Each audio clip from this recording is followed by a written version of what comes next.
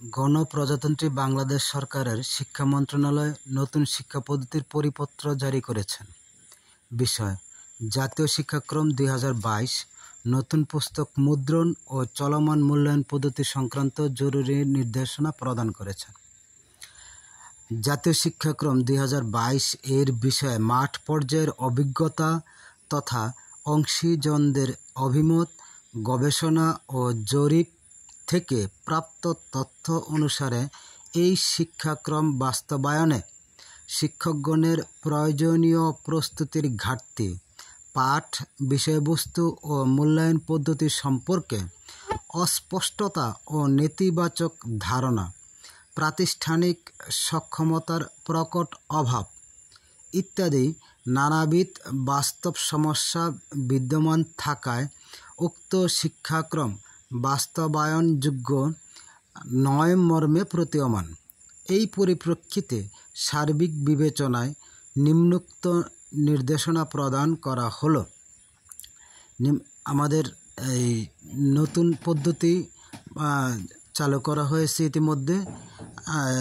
ইতিমধ্যে আমাদের পূর্বের যে পদ্ধতিটা স্থগিত ঘোষণা করেছেন শিক্ষা মন্ত্রণালয় থেকে, এবং আমাদের নতুন শিক্ষা পদ্ধতি প্রণয়ন করেছেন। এই মর্মে আমাদের নতুন শিক্ষা পদ্ধতি যেটা নির্দেশনা প্রদান করা হলো, সেই মর্মে আমাদের সামনে 2025 থেকে এবং 2024-এর বার্ষিক পরীক্ষা 6ষ্ঠ থেকে 9ম শ্রেণী এই নির্দেশনা অনুযায়ী প্রণীত হবে। তাহলে আমরা আমাদের পরবর্তী যে নির্দেশনা সেগুলো হচ্ছে: কতে প্রাথমিক শিক্ষা স্তরে প্রাক প্রাথমিক, ক্ষুদ্র নৃগোষ্ঠী এবং প্রথম, দ্বিতীয় ও তৃতীয় শ্রেণীর পাঠ্যপুস্তকের সাথে ধারাবাহিকতা রেখে ইতোমধ্যে চতুর্থ ও পঞ্চম শ্রেণীর পাঠ্যপুস্তকগুলোর পাণ্ডুলিপি প্রয়োজনীয় সংশোধন ও পরিমার্জন করে মুদ্রণ করা হবে। এক্ষেত্রে পাঠদান পদ্ধতি ও মূল্যায়ন প্রক্রিয়ায় প্রয়োজনীয় পরিবর্তন আনা হবে।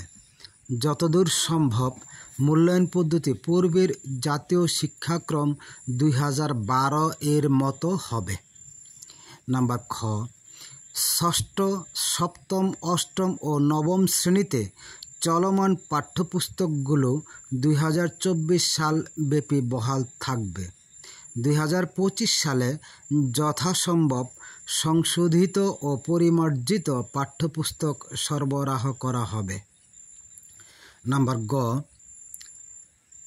2024 সালের অবশিষ্ট সময় ও বার্ষিক পরীক্ষায় ষষ্ঠ, সপ্তম, অষ্টম ও নবম শ্রেণীতে অধ্যয়নরত শিক্ষার্থীদেরকে সংশোধিত ও পরিমার্জিত মূল্যায়ন পদ্ধতিতে মূল্যায়ন করা হবে।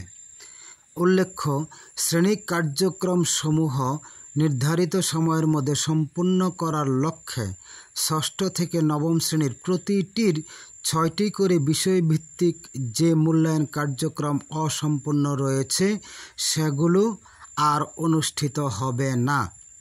সংশোধিত ও পরিমার্জনকৃত মূল্যায়ন রূপরেখার ভিত্তিতে ডিসেম্বর নাগাদ 2024 সালের ষষ্ঠ থেকে নবম শ্রেণীর বার্ষিক পরীক্ষা অনুষ্ঠিত হবে। সংশোধিত ও পরিমার্জিত মূল্যায়ন পদ্ধতির রূপরেখা শীঘ্রই বিদ্যালয়সমূহে প্রেরণ করা হবে।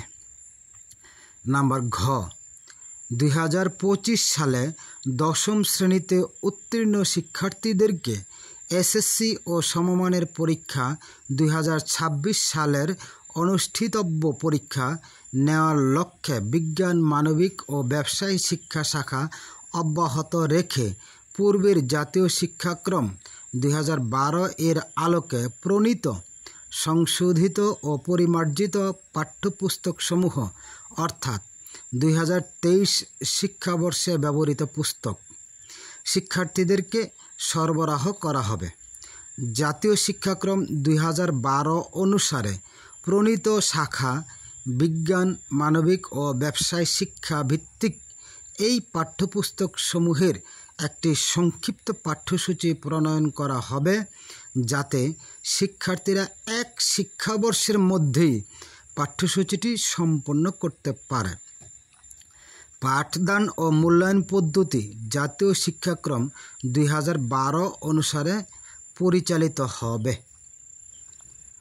তাহলে আমরা মূল জিনিসটা যেটা বুঝলাম সেটা হচ্ছে ষষ্ঠ থেকে নবম শ্রেণীতে 2012 এর আলোকে MCQ, এক কথায় উত্তর, শূন্যস্থান পূরণ, ছোট প্রশ্ন, বড় প্রশ্নে বার্ষিক পরীক্ষা নেওয়া হবে।